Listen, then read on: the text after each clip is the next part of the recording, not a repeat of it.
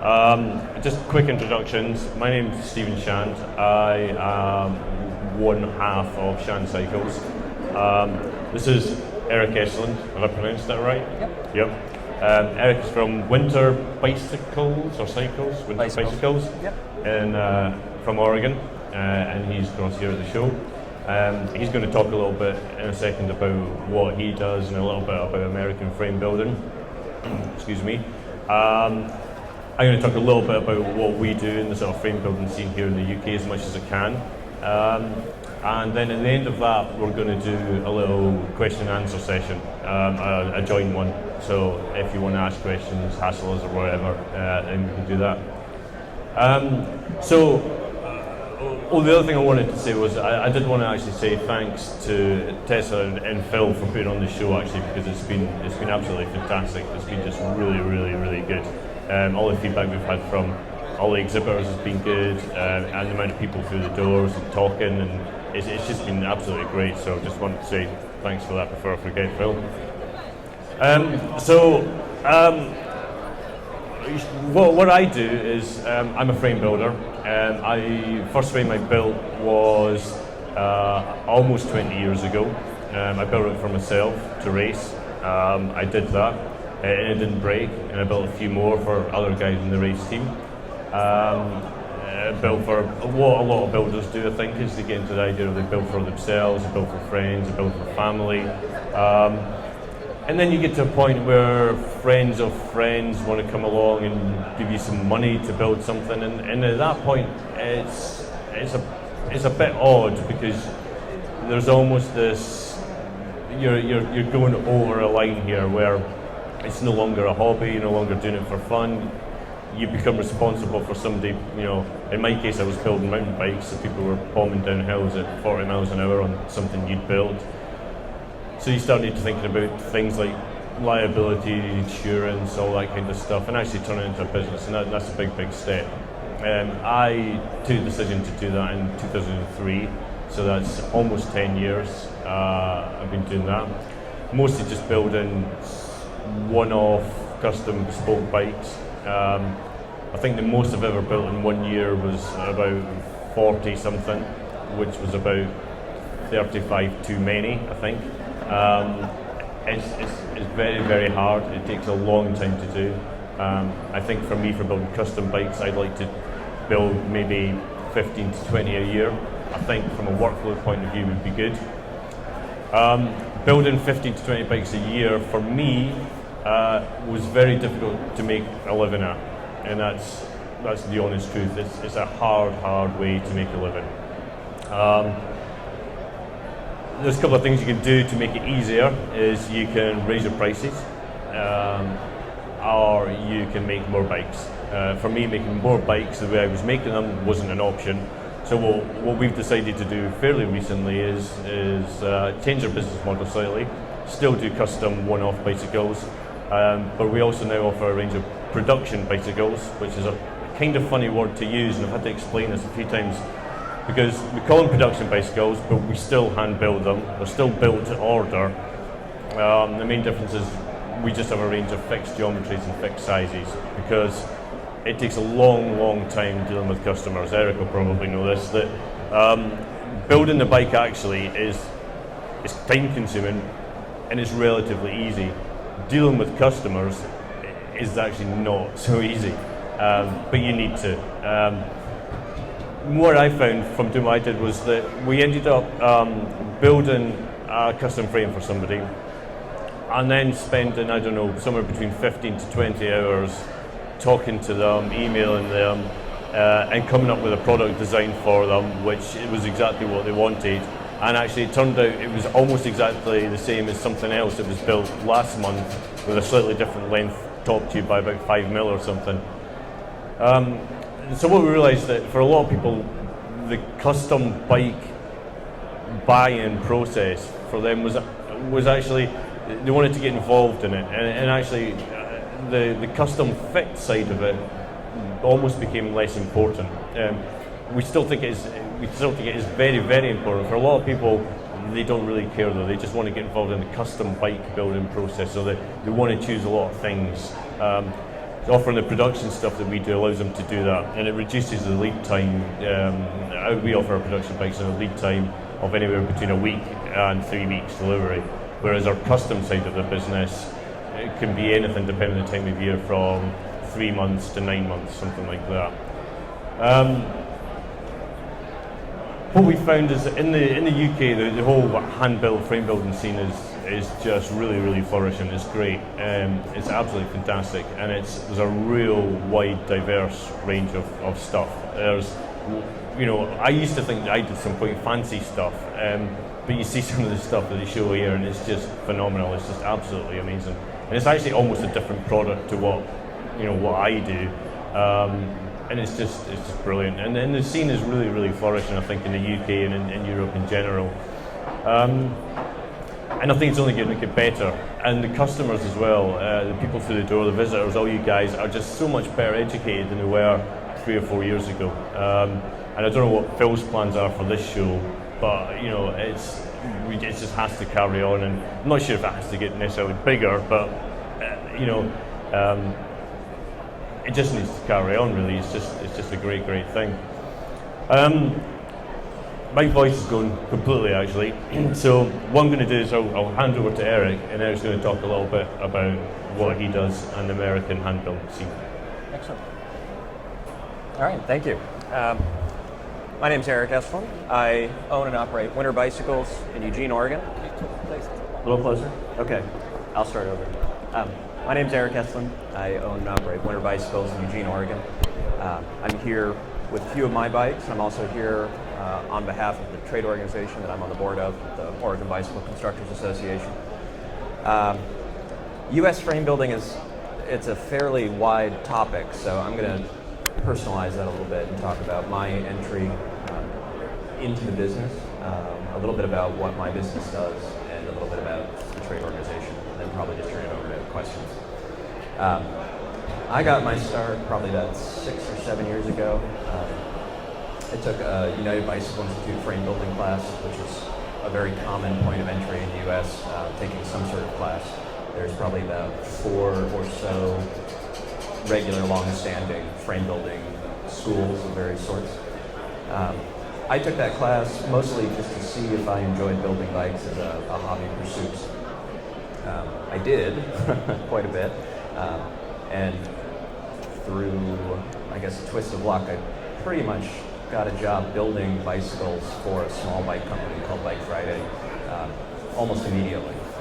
So in my case, I went from pretty much a never ever that had bike experience and had fabrication experience to a full-time production bicycle manufacturing job. I think for folks interested in how to become frame builders, I think looking at smaller companies is a great way to do it. The apprenticeship myth that exists in the United States isn't really reality in the current situation.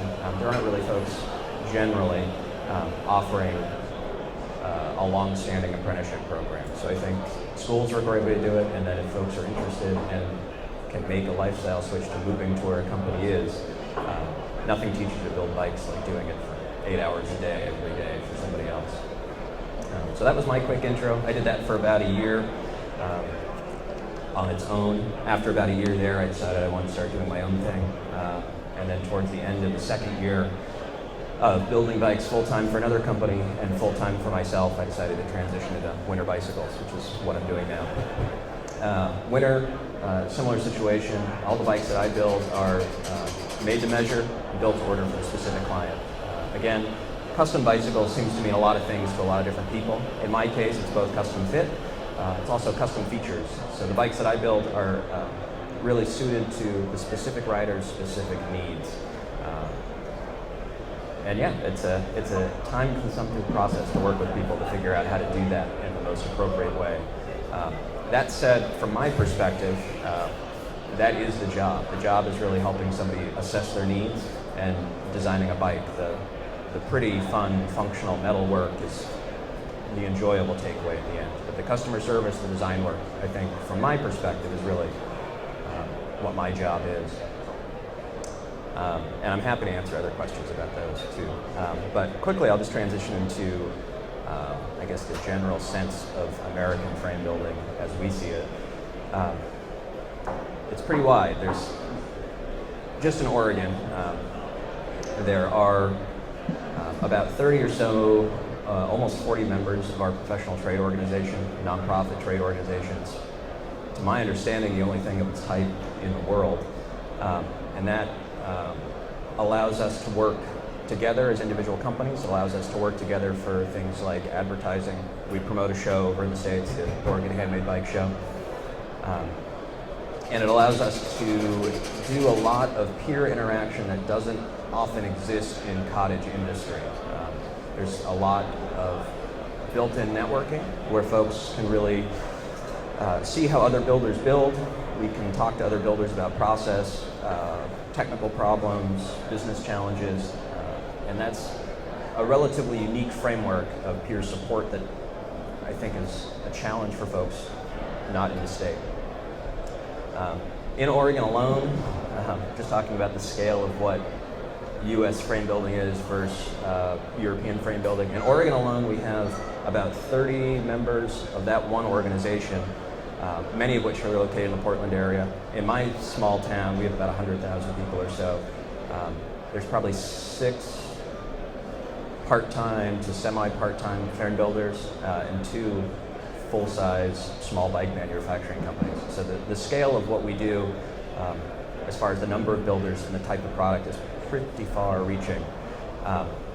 So it's a little challenging to talk about all the specifics, but we cover pretty much every material, we cover every construction method, and then everything from small hobby guys building a couple of bikes a year to independent operators doing upwards of 100 to 200 bikes a year, and then everything from 3-man companies to 40-person bike frame companies.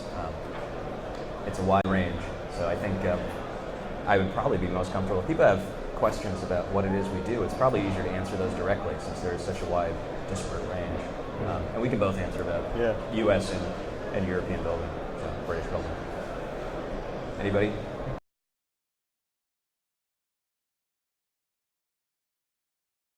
Yeah, I think it depends on the formality with which you want to do it. So our organization, the founding board got together and actually started an official nonprofit registered with the government. It is a fully functioning, legally legitimate trade organization. It certainly doesn't need to be that advanced. Most major metropolitan areas that happen to be frame hubs in the U.S. have more than one builder, and it can be something as casual as getting together once a month to shoot the breeze and talk about what you guys are up to. The Seattle area has a fairly active, mostly hobbyist builder group that meets like that. They do shop tours and things and just share resources, talk about problems, group buys and things like that. So that's a very straightforward, easy way.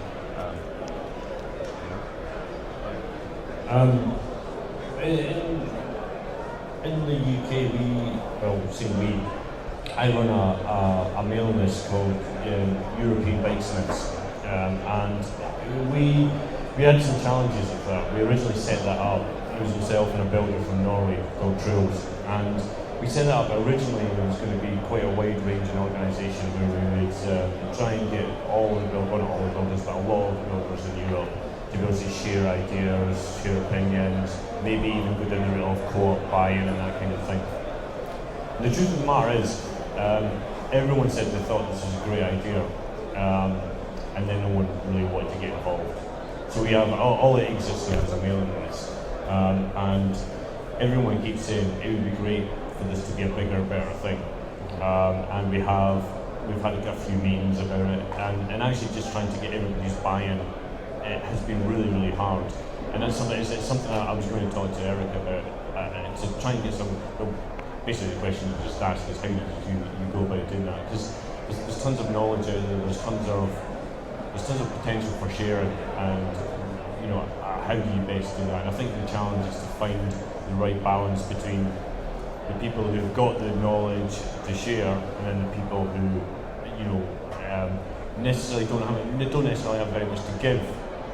And so I think you end up sometimes with this really weird balance where you have a bunch of experienced people constantly helping out guys who don't really have any experience, and that's not really sustainable because pretty soon the really experienced guys potentially get a bit fed up of answering the same questions all the time.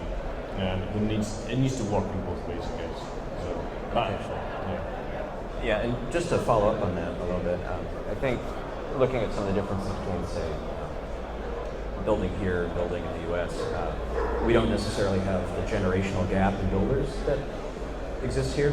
I think a lot of it is trying to identify what, what mutual goals people are interested in sharing. One of those express goals, at least in our organization, is promoting frame building through time. I mean, some of the older guys know that what they learned in the 70s isn't going to exist on its own if somebody doesn't sort of pass it along. And that's it's not to say that they're interested in teaching people how to frame build.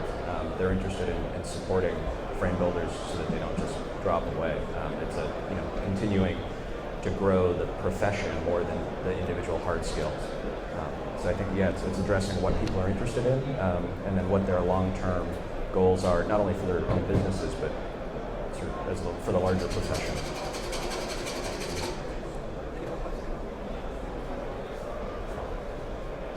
Anybody? Oh, yeah. Yes. You mentioned the generational gap. You mentioned a generational gap there, particularly was it in European builders? I don't know if you could talk about that. I'm interested in what that means. Yeah, so I think what Eric was getting at is we have, people talk about this sort of great long-lasting tradition in the UK that we've had of frame builders. Go back 50 years and there's only like hundreds of them. If you wanted to buy a bike, you went to your local shop and invariably there was a frame builder, in that shop, and they would build the frame for you, and you might get it 3 or 4 days later. Obviously, that doesn't exist anymore. So what we found is that it's a very hard industry now to get into because you can't turn up at one of these shops and be an apprentice because those shops don't exist anymore. For us, where we are, we get tons of people calling us, emailing us, wanting to get into frame building. We want to come and work for free. The problem is that somebody turns up at your workshop. All they do, they don't actually initially help you. They just slow you down, and you want to get involved. You want to bring them on board, but actually, you've got a business to run, and if you get too many or things like that, it's very difficult. But back to the generational gap. I think for a long time, everybody in the UK knows this, that the bicycle building in the UK just stopped. We were all told that what the consumer wanted was, cheap goods. Everybody wanted things cheap. So, all that sort of bike stuff just got outsourced. But what's odd is we're here now. We've all been told, we stopped building bikes in the UK because people wanted cheap bikes. And then you have a show like this where these bikes aren't cheap. What is it? Do we want cheap bikes or do we want expensive bikes? So this idea of the generational gap is just that those skills aren't being passed down because they've just gone. When I started building, I had no one to speak to. I had no one to even see. I ended up spending a long time brazing together roll cages for racing cars because somebody could show me how to do that, and then it was up to me and calling other people and trying to get as much information as I could as to what do I need to do to transfer those skills from that into building bicycles. And as I say, I've been doing this professionally for 10 years, and I would like to do it probably for another 10 years, and I'd still be learning. It's just I've so much to learn, and it's just a real shame that we don't have something here where if you want to be a bicycle frame builder, you could go and do that in the same way that you would be an apprentice electrician or plumber or whatever. I think that idea of sort of passing on knowledge, be it directly or indirectly, is part of what's made U.S. frame building as diverse as it is. A lot of guys maybe not a lot, but 10 or so, 15 or so fairly prominent U.S. builders came over here to learn frame building in the small shops in the early to mid 70s. And when they came back, it was to do something different than what the bike industry was doing in the 70s. So they stuck with it and they produced a different good, which I think in some ways coincides with the consumer good rise here. So we didn't have that taper off in the 70s. That's when we started to ramp back up again after a lull from the 50s. And it just kept going. I mean, with the corresponding mountain bike boom, there were a lot of new builders, and we don't have that 20 or 30 year gap between builders. So I think from the 70s now, every few years there's some new guys that get into it that really stick and then start to develop into what will most likely be long-term businesses. So that continual progression has just changed what the bikes look like. It's changed the variety of bikes in the U.S., build methods, and it's led to that diversity in the product. It's also led to what I feel is a fairly deep-seated appreciation of what it is people are trying to do professionally, and I think that's given it some staying power. Any further questions? Anyone else? Any more questions? Thank you very much, Steve. Thank you. Thank you. Right. Thanks a lot. Thanks, guys.